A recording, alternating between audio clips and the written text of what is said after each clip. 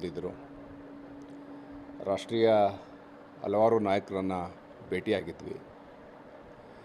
ನಮ್ಮ ಪಕ್ಷದ ಮುಖಂಡರು ಮತ್ತು JDSನ ಮುಖಂಡರಾದಂಥ ಕುಮಾರಸ್ವಾಮಿಯವರು ಒಂದಷ್ಟು ವಿಚಾರಗಳನ್ನ ಚರ್ಚೆ ಮಾಡಿದ್ದಾರೆ. ನನಗೆ ನಮ್ಮ ಪಕ್ಷದ ವರಿಷ್ಠರು ಒಂದಷ್ಟು ಸಲಹೆಯನ್ನು ಕೂಡ ಕೊಟ್ಟಿದ್ದಾರೆ. ಚುನಾವಣಾ ನೀತಿ ಪ್ರಕಟ ಆದಮೇಲೆ ಅಭ್ಯರ್ಥಿ ಆಯ್ಕೆ ಬಗ್ಗೆ ತೀರ್ಮಾನ ಮಾಡ್ತೀವಿ ಅಂತಲೂ ಕೂಡ ಹೇಳಿದ್ದಾರೆ. ನೋಡೋಣ, ಇನ್ನೂ ಕಾಲಾವಕಾಶ ಇದೆಯಲ್ಲ. ಅಂದರೆ ಈಗ ಚರ್ಚೆ ಬೇಡ ಅಂತಲೂ ಹೇಳಿ ಸರ್. ಚರ್ಚೆ ಇರ್ತದೆ, ಚರ್ಚೆ ಆಗ್ತಾ ಇರ್ತದೆ. ಆದರೆ ಅಂತಿಮವಾಗಿ ಎರಡು ಪಕ್ಷದ ಮುಖಂಡರುಗಳು BJP ಮತ್ತು JDS ಏನು ನಾವು ಇವತ್ತು NDA ಮೈತ್ರಿಕೂಟ ಇದೆ, ಇಬ್ಬರು ಕೂಡ ಸಾಧಕ ಬಾಧಕಗಳನ್ನು ಯೋಚನೆ ಮಾಡಿ ಈ ಕ್ಷೇತ್ರವನ್ನು ಗೆಲ್ಲುವ ದೃಷ್ಟಿಯಿಂದ ಒಂದು ತೀರ್ಮಾನ ಮಾಡ್ತಾರೆ. ಅವ್ರು ಮಾಡೋ ತೀರ್ಮಾನಕ್ಕೆ ನಾವು ಬದ್ಧವಾಗಿ ಇರಬೇಕಾಗ್ತದೆ. ಆ ನಿಟ್ಟಿನಲ್ಲಿ ನಾನು ಕೂಡ ಇಲ್ಲಿಯ ವಿದ್ಯಮಾನಗಳ ಬಗ್ಗೆ ಅವ್ರಿಗೆ ಹಲವಾರು ವಿಚಾರಗಳನ್ನು ಹೇಳಿದ್ದೀನಿ. ಇದು ಒಂದು ನಮ್ಮ ವಿರೋಧಿ ಪಕ್ಷವಾದಂಥ ಕಾಂಗ್ರೆಸ್ ಪಕ್ಷದ ಇತ್ತೀಚಿನ ವಿದ್ಯಮಾನಗಳ ಬಗ್ಗೆ ಅವರ ಎಲ್ಲರಿಗೂ ಕೂಡ ಮಂದಟ್ಟು ಮಾಡಿದ್ದೀವಿ.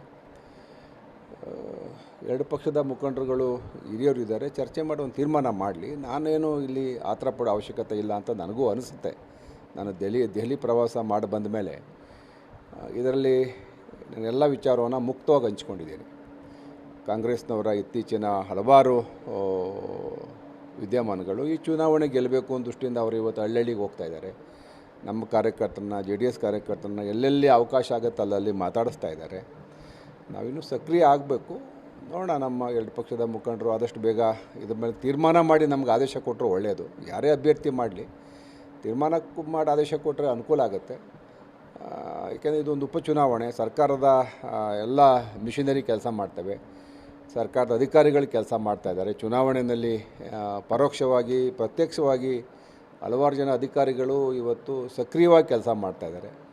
ಹಾಗಾಗಿ ಸರ್ಕಾರದ ವಿರುದ್ಧ ನಾವು ಹೋರಾಡಬೇಕಾಗತ್ತೆ. ಈ ನಿಟ್ಟಿನಲ್ಲಿ ಎರಡು ಪಕ್ಷದ ಹಿರಿಯರು ಆದಷ್ಟು ಬೇಗ ತೀರ್ಮಾನ ಮಾಡಿದ್ರೆ ಒಳ್ಳೆಯದು. ವಿಶ್ವಾಸ ಇದೆಯಾ ಸರ್? ಟಿಕೆಟ್ ಕೊಡುವಂಥ ವಿಶ್ವಾಸ ಇದೆಯಾ? ಹೈಕಮಾಂಡ್ ನಾಯಕರ ಒಂದು ಆಶ್ವಾಸನೆ ಪೂರಕವಾಗಿರುತ್ತೆ ನಿಮಗೆ? ಈಗ ನಾನು ದೆಹಲಿಗೆ ಬಂದಮೇಲೆ ನನಗನ್ಸಿರೋದು, ಪಕ್ಷ ನನ್ನ ಜೊತೆಗಿದೆ. ಪಕ್ಷದ ವರಿಷ್ಠರು ನನಗೆ ಭರವಸೆ ಕೊಟ್ಟಿದ್ದಾರೆ. ಟಿಕೆಟು ಸಿಗದೆ ಹೋಗಲಿ, ನಾನು ಪಕ್ಷದ ಜೊತೆಲಿ ಇರಬೇಕು ಅನ್ನೋದು ನಮ್ಮ ವರಿಷ್ಠರ ಬಯಕೆ.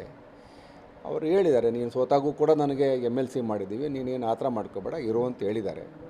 ಹಾಗಾಗಿ ಇವತ್ತು ಪಕ್ಷ ಮೀರಿ ನಾನೇನಾದ್ರು ಆಲೋಚನೆ ಮಾಡಬೇಕು ಅಂತ ಅನ್ನಿಸ್ತಾ ಇಲ್ಲ. ಅವ್ರು ಹೇಳೋದು ಕೂಡ ಸರಿ ಇದೆ. ಅತಂತ್ರವಾದಂಥ ಕಾಂಗ್ರೆಸ್ ಸರ್ಕಾರ ಯಾವಾಗ ಏನು ಬೇಕಾದ್ರೂ ಆಗ್ಬೋದು. ಉಪಚುನಾವಣೆ ಆದಮೇಲೆ ಸರ್ಕಾರ ಇನ್ನೂ ಇದು ಪೂರ್ಣಾವಧಿಯನ್ನು ಪೂರೈಸುತ್ತೆ ಅನ್ನೋ ಒಂದು ಭರವಸೆ ಇಲ್ಲ. ಇತ್ತೀಚಿನ ಹಲವಾರು ಹಗರಣಗಳಲ್ಲಿ ಸರ್ಕಾರ ನಲುಗೋಗಿದೆ. ಈ ಸಂದರ್ಭದಲ್ಲಿ ಈ ಚುನಾವಣೆ ಗೆಲ್ಲಬೇಕು ಅನ್ನೋ ಒಂದು ಹಠ ಎರಡು ಪಕ್ಷಗಳ ಕಾರ್ಯಕರ್ತರಲ್ಲಿ ಮುಖಂಡರುಗಳಲ್ಲಿ ಇದೆ. ನಾವು ಮೈತ್ರಿ ಬಲವಾಗಿರಬೇಕು, ಇದನ್ನು ಗೆಲ್ಲಬೇಕು ಅಂತ. ಆದರೆ ನಮ್ಮ ಪಕ್ಷದ ಎರಡು ಪಕ್ಷದ ವರಿಷ್ಠರು ಬೇಗ ತೀರ್ಮಾನ ಮಾಡಿದ್ರೆ ಫಲಿತಾಂಶ ಬರ್ಬೋದು. ನೋಡಬೇಕು, ಅವ್ರ ಮೇಲೆ ಎಲ್ಲ ಅವಲಂಬನೆ ಆಗಿದೆ. ಸಾಕಷ್ಟು ಸರ್ಕಸ್ ಮಾಡಬೇಕಂತೇಳಿ ಯೋಗೇಶ್ವರ್ ಟಿಕೆಟ್ ತಗೊಳ್ಳಿಕ್ಕೆ ಎಷ್ಟೊಂದು ಇಲ್ಲ, ಸರ್ಕಸ್ ಅಂತಲ್ಲ, ನಮ್ಮ ವಿಚಾರವನ್ನು ನಮ್ಮ ಪಕ್ಷದ ವರಿಷ್ಠರಿಗೆ ತಿಳಿಸ್ಬೇಕಾದಂಥ ನಮ್ಮ ಕರ್ತವ್ಯ ಆಗಿತ್ತು. ತಿಳಿಸಿದೆ. ನಾನು ಕೂಡ ಹೇಳಿದ್ದೀನಿ ಇದರ ಮಹತ್ವ ಏನು, ನಾನು ಯಾಕಿಷ್ಟು ನನ್ನ ಆ ಥರ ಅಂತ ಬೇರೆಯವ್ರಿಗೆ ಅನಿಸಿದ್ರೆ ಅದಕ್ಕೆ ಕಾರಣ ಏನು ಅಂತಲೂ ಹೇಳಿದ್ದೀನಿ. ಇದ್ರ ಮೇಲೆ ನಮ್ಮ ಪಕ್ಷದ ವರಿಷ್ಠರಿಗೆ ಬಿಟ್ಟದ್ದು. ಕುಮಾರಸ್ವಾಮಿ ಅವರು ಕೂಡ ಈ ಕ್ಷೇತ್ರದ ಬಗ್ಗೆ ವರದಿಯನ್ನು ರಾಷ್ಟ್ರೀಯ ನಾಯಕರಿಗೆ ತಲುಪಿಸ್ತಾರೆ ಅನ್ನೋ ಒಂದು ಮಾತನ್ನ ನಿಖಿಲ್ ಕುಮಾರಸ್ವಾಮಿ ಹೌದು ತಪ್ಪೇನಿಲ್ಲ. ಈಗ ನಿಖಿಲ್ ಕುಮಾರಸ್ವಾಮಿ ಅವರು ಕೂಡ ತಾಲೂಕಿನಲ್ಲಿ ಪ್ರವಾಸ ಮಾಡ್ತಾಯಿದ್ದಾರೆ. ಅವರು ಮಾಡಬೇಕು, ಎರಡು ಪಕ್ಷನೂ ಸೇರೇ ನಾವು ಚುನಾವಣೆ ಮಾಡಬೇಕಾದಂಥ ಅವಶ್ಯಕತೆ ಇದೆ.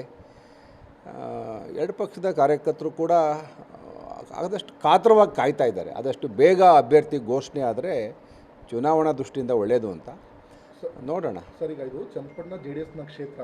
ಇನ್ ಕೇಸ್ ಏನಾದರೂ JDSನವ್ರು ಏನಾದರೂ ಈ ಕ್ಷೇತ್ರವನ್ನು ಉಳಿಸ್ಕೊಂಡು JDSಗೆ ಟಿಕೆಟ್ ಬೇಕು ಅಂತ ಏನಾದರೂ ಪಟ್ಟಿಡಿದ್ರೆ ಯೋಗೇಶ್ವರ್ ಅವರ ನಿಲುವೇನಿರುತ್ತೆ? ಪಕ್ಷಕ್ಕೋಸ್ಕರ ಪಕ್ಷದ ಜೊತೆ ನಿಲ್ತಾರಾ ಅಥವಾ ಸ್ಪರ್ಧೆ ಮಾಡ್ತಾರಾ ಅಂತೇಳಿ? ಈಗ ನಾನು ಪಕ್ಷದ ಜೊತೆ ನಿಲ್ಲಬೇಕು ಅಂತೇಳಿ ತೀರ್ಮಾನ ಮಾಡಿದ್ದೀನಿ. ನಾನು ಸ್ಪರ್ಧೆ ಮಾಡಬೇಕು ಅನ್ನೋದು ನಮ್ಮ ಕಾರ್ಯಕರ್ತರು ಮುಖಂಡರುಗಳ ಆಶಯ ಆದರೂ ಕೂಡ ಪಕ್ಷದ ಜೊತೆ ನಿಲ್ಲಬೇಕು. ಯಾಕಂದರೆ ಇಷ್ಟು ವರ್ಷ ಪಕ್ಷ ಜೊತೆ ನಾವು ಹೋರಾಟ ಮಾಡಿಕೊಂಡು ಜೊತೆಲೇ ಇದ್ದು ಭಾಳಷ್ಟು ಏಳು ಬೀಳುಗಳನ್ನು ಕಂಡಿದ್ದೀವಿ. ಪಕ್ಷ ಜೊತೆಲಿ ಹೋಗೋದು ಒಳ್ಳೆಯದು ಅಂತೇಳಿ ನಾನೆಲ್ಲ ಹಿತೈಷಿಗಳ ಭಾವನೆ. ಹಾಗಾಗಿ ನೋಡೋಣ ಏನಂತ. ಕುಮಾರಸ್ವಾಮಿ ಅವರು ಟಿಕೆಟ್ ತೊಗೊಂಡ್ರೆ ನಾವು ಕೆಲಸ ಮಾಡ್ತೀವಿ, ಅದರಲ್ಲೇನು ನನಗೇನು ಭೇದ ಭಾವ ಇಲ್ಲ. ನಾವು ನಮ್ಮ ಪಕ್ಷದ ಕಾರ್ಯಕರ್ತರು ನಾವೆಲ್ಲ ಒಟ್ಟಿಗೆ ದುಡಿತೀವಿ. ಅಂದರೆ ಸ್ಪರ್ಧೆಯಿಂದ ಹಿಂದೆ ಸರಿತೀರಿ? ನಮ್ಮ ವರಿಷ್ಠರ ತೀರ್ಮಾನದ ಮೇಲೆ ಎಲ್ಲ ಅವಲಂಬನೆ ಆಗಿರ್ತದೆ. ಅವ್ರೇನಾದ್ರು ಸ್ಪರ್ಧೆಯಿಂದ ಹಿಂದೆ ಸರಿಬೇಕು ಅಂತಂದರೆ ಸರಿಬೇಕಾಗ್ತದೆ. ಅದರಲ್ಲೇನು ಈಗ ನಾನು ನನ್ನ ವೈಯಕ್ತಿಕ ಅಭಿಪ್ರಾಯವನ್ನು ಇಷ್ಟು ದಿವಸ ವ್ಯಕ್ತಪಡಿಸ್ತಾ ಇದ್ದೆ. ಇವತ್ತು ನಮ್ಮ ಪಕ್ಷದ ನಿಲುವಿಗೆ ನಾನು ಬದ್ಧವಾಗಿರಬೇಕು ಅಂತೇಳಿ ನನ್ನ ದೆಹಲಿಯ ಭೇಟಿಯ ನಂತರ ನನಗಾಗಿರ್ತಕ್ಕಂಥ ಅನುಭವ ಆಯಿತು. ನೋಡೋಣ, ಮುಂದೆ ಅವಕಾಶಗಳು ಬರ್ತಾ ಇರ್ತವೆ, ನೋಡೋಣ, ಕಾದು ನೋಡೋಣ. ಏನಾದ್ರು ಹೊಸದಾಗಿ ಯಾವ್ದಾದ್ರು ಒಂದು ಸ್ಥಾನಮಾನ ಕೊಡ್ತೀನಿ ಅಂತ ಹೇಳಿದ್ದಾರೆ. ಇಲ್ಲ, ಹಾಗೇನಿಲ್ಲ. ಈಗ MLC ಇದೀನಲ್ರಿ, ಈಗ ನಮ್ಮ ಪಕ್ಷ ಏನು ಅಧಿಕಾರದಲ್ಲಿಲ್ಲ ರಾಜ್ಯದಲ್ಲಿ. ನೋಡೋಣ, ಕಾಂಗ್ರೆಸ್ ಸರ್ಕಾರ ಏನೇನಾಗುತ್ತೆ ಮುಂದಿನ ದಿನಗಳಲ್ಲಿ, ಮುಂದೆ ತೀರ್ಮಾನ ಮಾಡೋಣ. ಸರ್, ಈಗ ನಿಮ್ಮಿಬ್ಬರು ನಡುವಿನ ಈ ಕಿತ್ತಾಟ ಕಾಂಗ್ರೆಸ್ಗೆ ಲಾಭ ಆಗುತ್ತಾ ಅಂತೇಳಿ? ಅದನ್ನು ನೀವು ಹೇಳಬೇಕು, ನಾನು ಅದ್ರ ಬಗ್ಗೆ ಏನು ಪ್ರತಿಕ್ರಿಯಿಸೋಕೆ ಹೋಗೋದಿಲ್ಲ. ಕಾಂಗ್ರೆಸ್ನವರು ಸಕ್ರಿಯವಾಗಿ ಕೆಲಸ ಮಾಡ್ತಾಯಿದ್ದಾರೆ, ಅದನ್ನು ನಾವು ಒಪ್ಕೋಬೇಕಾಗತ್ತೆ. ಈಗ ಪ್ರತಿ ಹಳ್ಳಿಗೂ ಕೂಡ ಅವರು ಹೋಗ್ತಾ ಇದ್ದಾರೆ, ಅವ್ರದ್ದೇ ರೀತಿಯಲ್ಲಿ ತಂತ್ರಗಾರಿಕೆ ಮಾಡ್ತಾಯಿದ್ದಾರೆ. ಶಿವಕುಮಾರ್ ಸುಮ್ಮನೆ ಕೂತ್ಕೊಳ್ಳಲ್ಲ, ಮಾಡ್ತಾಯಿದ್ದಾರೆ. ಬಟ್ ಜನಾಭಿಪ್ರಾಯ ಇವತ್ತು ಕೂಡ NDA ಪರವಾಗಿದೆ, ಅದನ್ನು ನಾನು ಒಪ್ಕೋತೀನಿ. ಎರಡು ಪಕ್ಷನೂ ಕೂಡ ಮೈತ್ರಿನ ಒಪ್ಕೊಂಡಿದ್ದಾರೆ. ನಮ್ಮ ಜನ ಮೈತ್ರಿ ಧರ್ಮ ಪಾಲಿಸ್ತಾರೆ. ತಾಲೂಕಿನಲ್ಲಿ ಏನು ಇತ್ತೀಚಿನ ದಿನಗಳಲ್ಲಿ ರಾಜ್ಯದಲ್ಲಿ ನಡೀತಕ್ಕಂಥ ಕಾಂಗ್ರೆಸ್ ಸರ್ಕಾರದ ಅವಾಂತರಗಳು, ಹಗರಣಗಳು, ಕಾಂಗ್ರೆಸ್ನಲ್ಲಿ ನಡೀತಕ್ಕಂಥ ಭಾಳ ಕೆಟ್ಟ ಪರಿಸ್ಥಿತಿ ಸರ್ಕಾರದಲ್ಲಿದೆ. ಹಾಗಾಗಿ ಕಾಂಗ್ರೆಸ್ ಬಗ್ಗೆ ಜನಗಳಿಗೆ ಅಷ್ಟೊಂದು ವಿಶ್ವಾಸ ಇಲ್ಲ, ವಿಶ್ವಾಸ ಕಳ್ಕೊಂಡಿದ್ದಾರೆ. ಆದರೂ ಉಪಚುನಾವಣೆ ಈ ವಿಡಿಯೋ ನಿಮಗೆ ಇಷ್ಟವಾದಲ್ಲಿ ಲೈಕ್ ಮಾಡಿ, ಶೇರ್ ಮಾಡಿ, ಸಬ್ಸ್ಕ್ರೈಬ್ ಮಾಡಿ.